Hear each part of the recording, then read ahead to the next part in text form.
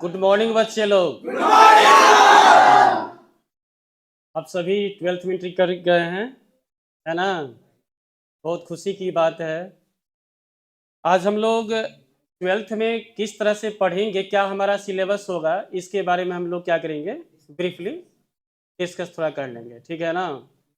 वैसे सिलेबस को बताने से पहले ये मैं कहना चाहूँगा कि जिस बच्चे का 11th अच्छा होगा ना, उस बच्चे का 12th भी अच्छा होगा। देखा जाए तो बेसिकली आपका जो 12th का जो फर्स्ट पार्ट है फिजिक्स का, वो टोटली क्या है, 11th पर बेस्ड है, ठीक है ना? 11th में जैसे बहुत सारे चैप्टर्स, जैसे स्केलर एंड वेक्टर हो गया, लॉज ऑफ मोशन हो गया, फ्रिक्शन हो गया, एसएचएम हो गया, रोटेशनल मोशन हो गया, ये सब अगर आपका अच्छा होगा ना, तो 11th 12th का जो फिजिक्स है वो बेहतर होगा आपका। मैं वादा करता हूँ बच्चे मेरे कि अगर 11th का, अगर ये सब जो चैप्टर जो हमने बताया वो अच्छा होगा, तो मैं वादा करता हूँ कि 12th का जो एनसीईआरटी का फर्स्ट वॉल्यूम है, या जो भी पब्लिकेशन का बुक है, वो आपको थ्रू आउट हम आपको याद करवा देंगे, ये मेरा दावा है। कौन सा बोलिए तो?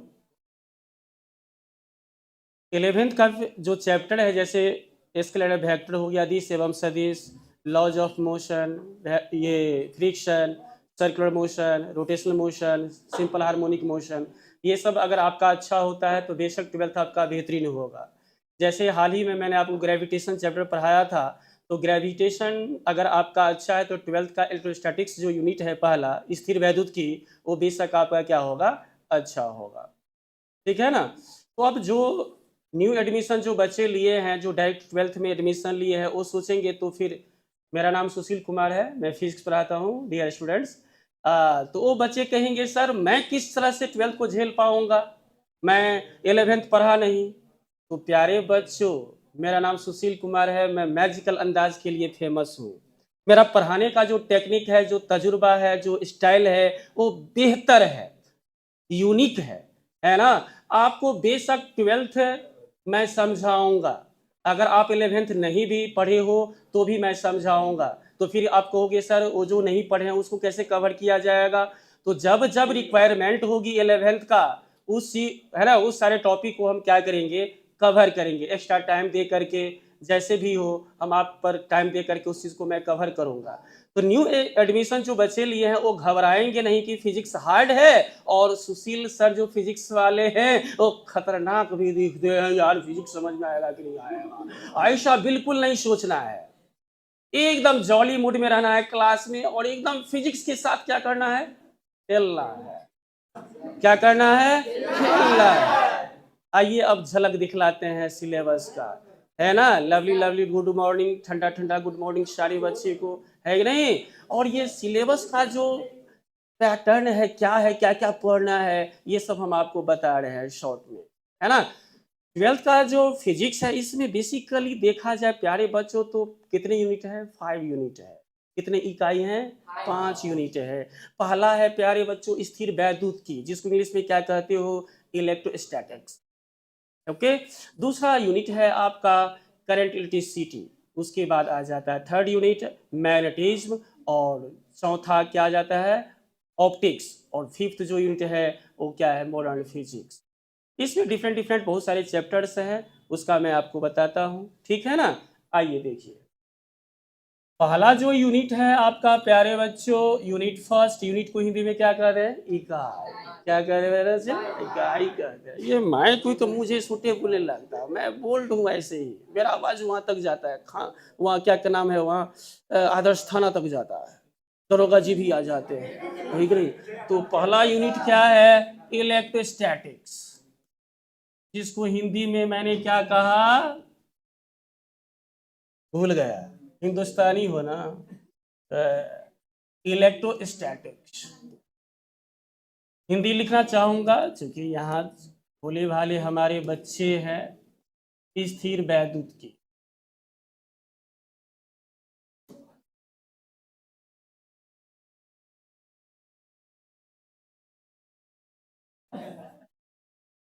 डेढ़ सौ किलोमीटर दूर से आया हूँ ना, थोड़ा सा एनर्जी थोड़ा बॉडी में कम है, कल से फिर पैशनेट वे में आऊँगा।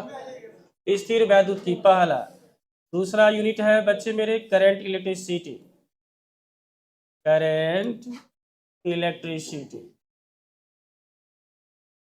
इसमें 2 चैप्टर्स आपको मिलेंगे, बताऊंगा इसके बाद। करंट इलेक्ट्रिसिटी जिसको धारा विद्युत कहेंगे आप।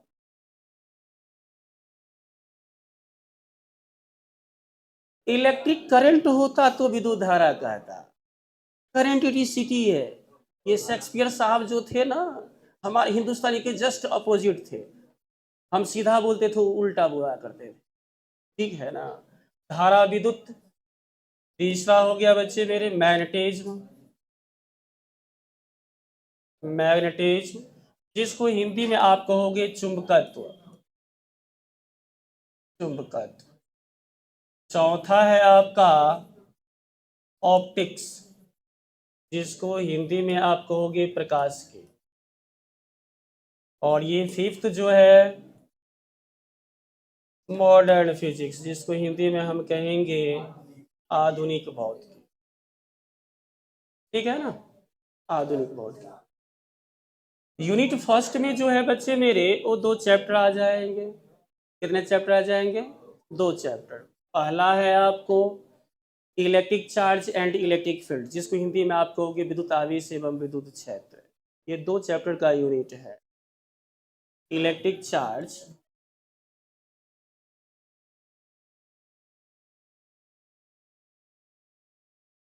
Electric charge and electric field.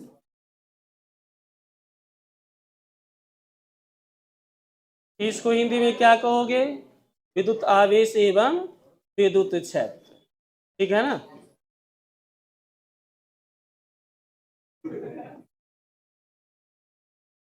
विद्युत आवेश एवं विद्युत क्षेत्र।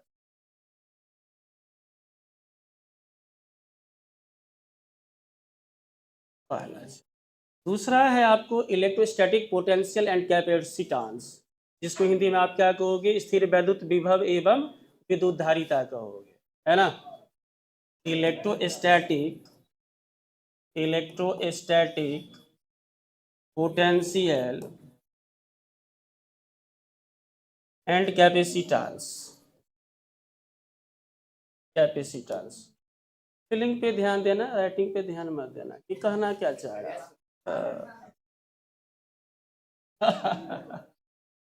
ऐसे ही क्लास में भी मुस्कुराओगे, फिर से क्लास में टेंशन फील नहीं होगा। 1 घंटा कैसे पास कर जाएगा? अगर मैं 2 घंटा भी पढ़ाऊंगा ना तो आपको फील नहीं होगा कि सर फिजिक्स पढ़ा रहे हैं। और दावा है, घमंड नहीं बच्चे, ये आपका प्रेम है, स्नेह है। प्रेम नहीं, प्रेम है कि नहीं? हाँ, ये आपका प्रेम है, स्नेह है, और माँ सरस्वती की कृपा है। जो ये मेरा अल्हड़पन जो है, सादगीपन जो है, ये फिजिक्स पढ़ाने के लिए पर्याप्त है कि नहीं? हाँ जी, होना चाहिए। इसका हिंदी में लिखना चाहूंगा, इसका हिंदी क्या है? हाँ जी, देखिए इस राइटिंग थोड़ी गंदी हो जा रही है, वो वाला बात नहीं आज ना। हाँ, स्थिर वैद्युत विभव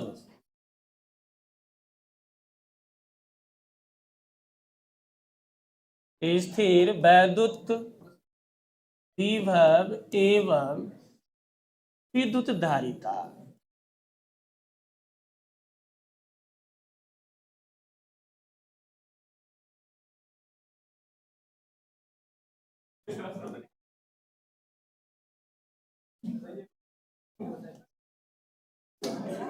विद्युत धारिता। Keep silent boys girls. देखो, फिजिक्स पढ़ लो, केमिस्ट्री पढ़ लो, बायो पढ़ लो, इंग्लिश पढ़ लो, हिंदी पढ़ लो, सबसे टफ फिजिक्स को माना जाता है। ऐसा क्यों? और बच्चे थोड़ा फिजिक्स से दूर भी भागते हैं। जो मैथ वाले बच्चे हैं वो फिजिक्स लाइक करते हैं, जो बायो वाले बच्चे हैं वो फिजिक्स थोड़ी बहुत डिसलाइक करते हैं। 99% का ये लफड़ा है। मैं भी जब स्टूडेंट लाइफ सर्वाइव करता था तो मैंने इस चीज़ को ऑब्जर्व किया था, फील किया था, ठीक है ना। तो वजह क्या है कि हमारे प्रेम जी और सुशील जी अंतर संबंधित हैं। हम इनके लिए जीते हैं नहीं, ये हमारे लिए जीते हैं। या दूसरे लैंग्वेज में कहूंगा, हाँ, न्यू स्टूडेंट कैसा फील हो रहा है? मैं कॉमेडी नहीं कर रहा, ये हकीकत है ना? Keep silent boys girls.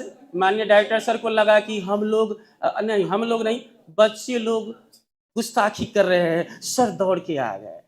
हम लोग एक्चुअली फिजिक्स का आनंद ले रहे थे, है कि नहीं? तो फिजिक्स एक्चुअली है क्या? हमने कहा प्रेम है, मतलब प्रेम सर है। और प्रेम सर क्या पढ़ाते हैं? मैथ पढ़ाते। हम इनके लिए जीते हैं और ये हमारे लिए जीते हैं। मतलब रोमांटिक वे में कहें हम अगर, तो ये हमारे रानी साहिबा है कि नहीं? ये बात मैं नहीं कहता, कंसेप्ट ऑफ फिजिक्स का आपने नाम सुना होगा। कीप साइलेंट बॉयज गर्ल्स, अभी स्टार्ट ही हुआ है, बातें बहुत बाकी है, बहुत सारी बातें करूंगा, ये सब तो चलता रहेगा सिलसिला पढ़ाई लिखाई का। न्यू स्टूडेंट, आप बोरिंग फील मत करेंगे मेरे क्लास में। मुझे प्यार से बच्चे सुशील बाबा कहते, समझे? अंदाज ही ऐसा है हमारा पढ़ाने का, जो बच्चे मुझे प्यार से बाबा कहते। उम्र से नहीं, उम्र से तो अभी मैं जवान ही हुआ हूँ। चलो, बात ऐसा है प्यारे बच्चों, मैंने कहा कि ये हम मैथ वाले सर के लिए जीते हैं और मैथ वाले सर हमारे लिए जीते हैं। मतलब रोमांटिक अंदाज में मैंने कहा ये हमारे रानी साहिबा है, अदरवाइज न लें प्रेम भाई हमारे, और आप भी न लें, ये मैं नहीं कहता। एक फिजिक्स का बुक है कंसेप्ट ऑफ फिजिक्स, इसका राइटर है हरिश्चंद्र वर्मा, एस.सी. वर्मा, और उसका एक्नॉलेजमेंट पढ़ोगे ना तो उस एक्नॉलेजमेंट में मिस्टर M.M. अख्तर सर, देव मुखर्जी, इन सब का नाम लिखा हुआ है। और उसमें जो मैंने फर्स्ट नेम जो बोला मिस्टर M.M. अख्तर सर, उसी का मैं चेला हूँ, उसी का मैं चेला हूँ। उनके चरण के धूल के समान भी नहीं हूँ, और उन्हीं का आशीर्वाद है जो मैं आपके सामने खड़ा हो करके दो शब्द लड़खड़ा करके बोलने का दुस्साहस कर रहा हूँ। मेरे पास दुस्साहस मतलब दुहजोर साहस, बैड करेज, बैड करेज। दुह means bad and courage means साहस, बैड करेज कह रहा हूं।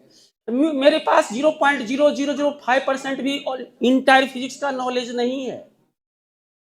हाँ, लेकिन एक बात है, उतना जरूर नॉलेज है जितना आपको चाहिए, बोर्ड लेवल का हो, नीट लेवल का हो, या जेई लेवल का। इंटायर फिजिक्स मुझे नहीं आती। हाँ, बात समझ में आ रही है? तो मैंने कहा कि कंसेप्ट ऑफ फिजिक्स का जो राइटर है, supportive writer mister M.M. Akhtar sir, उनका मैं चेला रह चुका हूँ। 2002-2003 में मैंने IIT 2 दफ़ा क्रैक किया था स्क्रीनिंग। मेरा केमिस्ट्री अभी तक वीक है। केमिस्ट्री वाले सर जब फ्लैट पर होते हैं और वहाँ पर बोलते हैं कुछ कुछ, तो मैं एलर्जी जताता हूँ, कहता हूँ सर बस कीजिए, मुझे ये केमिकल बॉन्डिंग ये सब नहीं आता है, ये सब बंद कीजिए। अभी भी एलर्जी है। अगर केमिस्ट्री काश अच्छा होता तो शायद मैं आपको नजर नहीं आता। दुनिया में तो होता, लेकिन यहाँ नहीं। बात समझ रहे हैं क्या? तो मैं ये कहना चाहता हूँ कि हरिश्चंद्र वर्मा का जो कंसेप्ट ऑफ फिजिक्स जो है, उसी में लिखा हुआ इंट्रोडक्शन टू फिजिक्स पहला चैप्टर है, और उसमें लिखा है mathematics is the queen of physics. क्या लिखा हुआ प्यारे बच्चों? Mathematics is the queen of physics, in other language mathematics is the language of physics. हम मैथमेटिक्स के बगैर नहीं रह सकते हैं फिजिक्स में। फिजिक्स तभी सर्वाइव कर सकता है जब मैथमेटिक्स हो, क्योंकि मैथ का एप्लीकेशन होता है, उसमें यूजेज है। मोशन आपने पढ़ा होगा, उसमें स्पीड आपने पढ़ा होगा 9th क्लास में, एवरेज स्पीड, औसत चाल और स्थानिक चाल नहीं पढ़े थे, मार दूंगा।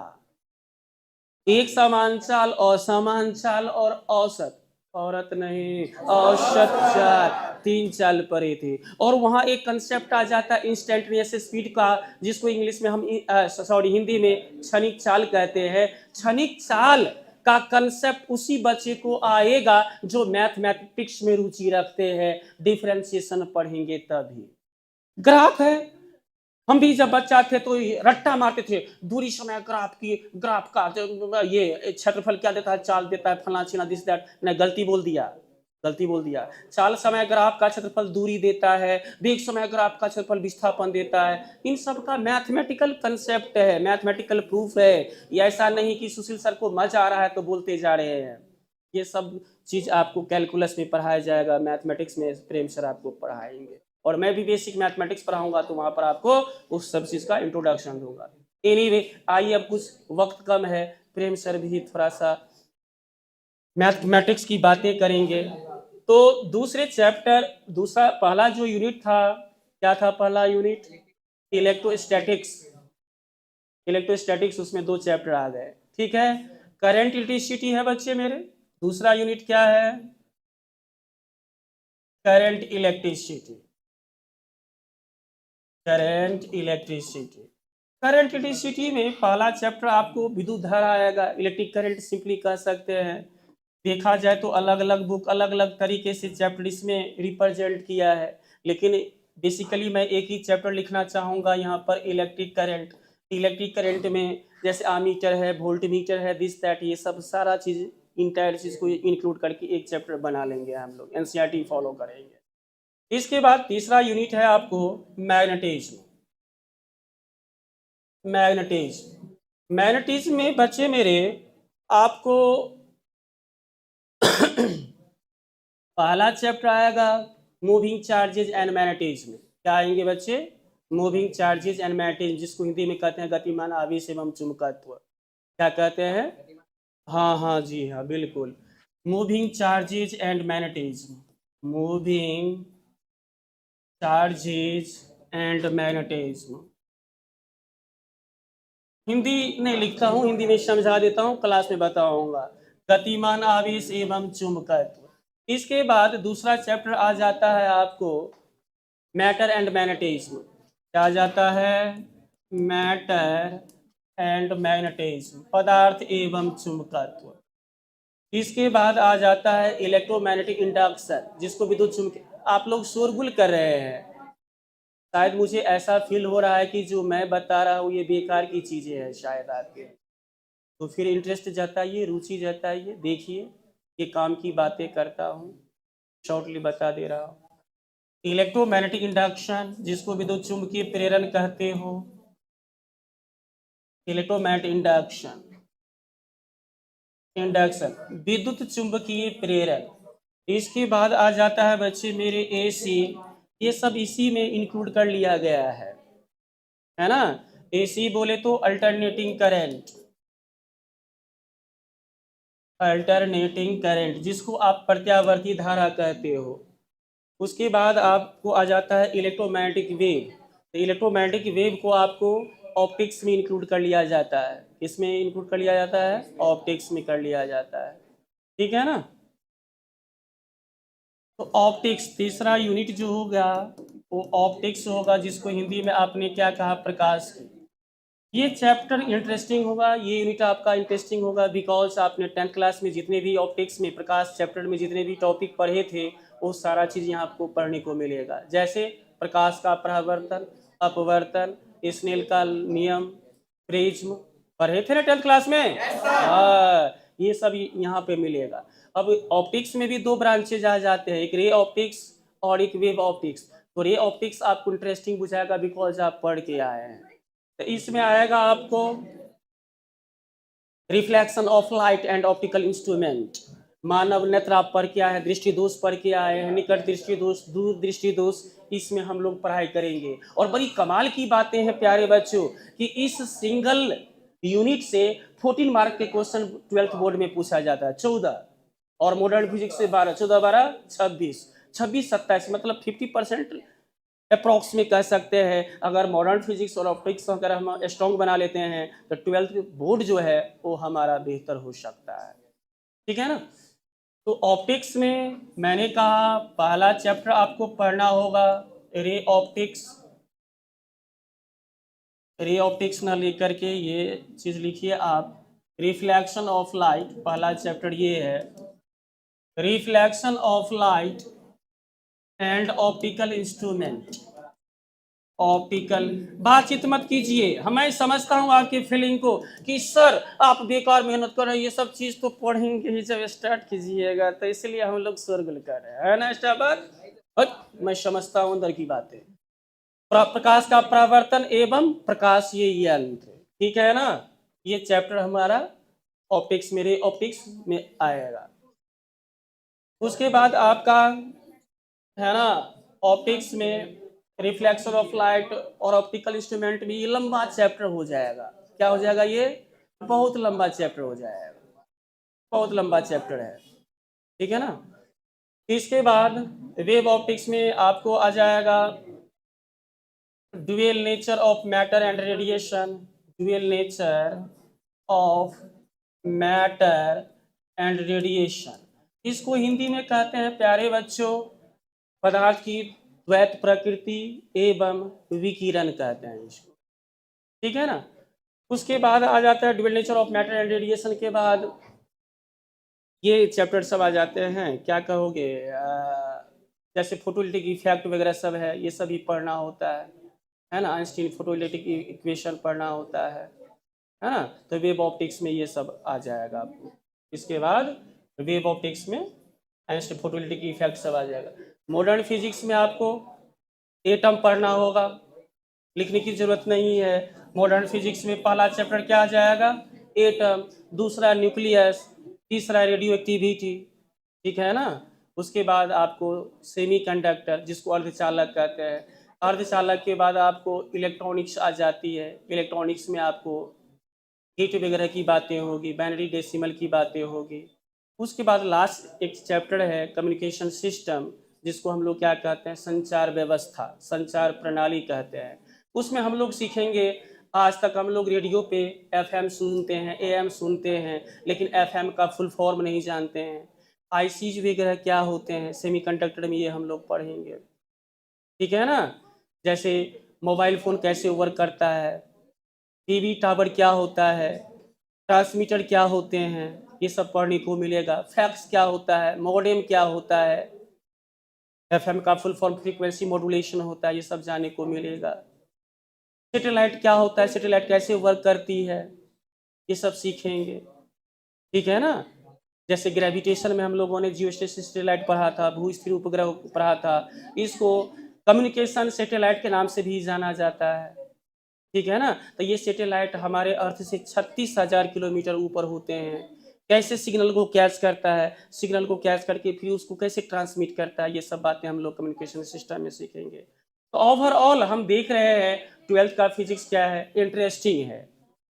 क्या है? इंटरेस्टिंग है ना? तो हम लोग जोश व जुनून के साथ, पैशन के साथ, आज तो इंट्रोडक्शन हमने दिया, कल से आप क्लास अटेंड करेंगे और जोश व जुनून के साथ माँ का आशीर्वाद लेकर के, माँ सरस्वती का आशीर्वाद लेकर के, खुदा का आशीर्वाद लेकर के हम क्लास में एंट्री करेंगे और अपने आप से क्या करेंगे? प्रण लेंगे, अपने आप से वादा करेंगे कि मुझे बेहतर करना है।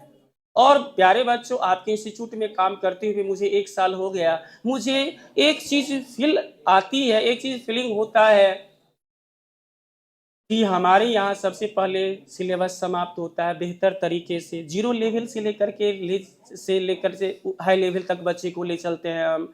ऐसे भी बच्चे जो 11th नहीं पढ़े होते हैं, डायरेक्ट 12th में एंट्री करते हैं अशोका में, तो हम उन बच्चे पर स्पेशल ध्यान दे करके, एक्स्ट्रा टाइम दे करके उसको हम बूस्ट करते हैं, एनर्जी देते हैं, उसको 12th के लायक बनाते हैं, और वो भी पुराने बच्चे जैसे यहाँ फील करते हैं। तो ओवरऑल मैं ये कहना चाहूँगा कि जो भी आज न्यू बच्चे मुझे दिख रहे हैं, मैं जैसे ही क्लास में एंट्री किया तो पहले मैंने नए नए चेहरे को देखने का काम शुरू किया था, ऐसे ऐसे देख रहा था, मुझे आपने ऑब्जर्व किया होगा कि सुशील सर सीरियस है और खड़ा होकर के सभी को घूर घूर रहे हैं। मैंने काउंट कर लिया कौन कौन बच्चे हैं, न्यू स्टूडेंट है। तो बेशक Ashoka institute is the best institute in the Forbesganj. घमंड के साथ नहीं कह रहा हूँ, ये स्वाभिमान है हमारा। अपने मेहनत पे हम सारे टीचर जो है अपने मेहनत के बलबूते ये बात अपने जुबान से निकाल रहा हूँ कि फारबिसगंज में फिजिक्स अगर सुशील बाबा से नहीं सीखोगे तो किसी से नहीं सीख पाओगे, अगर हमसे नहीं सुधरोगे तो किसी से नहीं सुधरोगे। हाँ, ये वादा रहा, ये घमंड नहीं, ये स्वाभिमान है हमारा। अगर हमसे फिजिक्स नहीं सीख पाओगे तो फारबिसगंज में किसी से फिजिक्स नहीं सीख पाओगे, ये वादा है। तो मुझे ऐसा फील हो रहा है अब कि मुझे जितना कहना था सारी बातें हमने आप लोगों को कर दी। टोटल वही 17-18। हाँ जी बिल्कुल। तो प्यारे बच्चों, अब हम आपसे यही कहना चाहेंगे चलते चलते, मतलब मैक रखते रखते, अभी तो जाऊंगा नहीं, अभी तो है कि नहीं। तो मैक रखते रखते मैं आपको यही कहना चाहूँगा कि जो भी न्यू स्टूडेंट है, पुराने स्टूडेंट है, आप अगर हमारे इंस्टीट्यूट से, फिजिक्स वाले सर से, मैथ वाले सर से, बायो वाले, इंग्लिश वाले सर से सेटिस्फाइड है तो काफी नंबर में हमारे इंस्टीट्यूट को ज्वाइन कीजिए और इस अररिया डिस्ट्रिक्ट को दिखा दीजिए कि मैं हूं, हम हैं। समझ में आया है? और इस साल हमारा रिजल्ट भी बोलेगा, मैं नहीं बोलूंगा, हम नहीं बोलेंगे, हमारा रिजल्ट भी बोलेगा।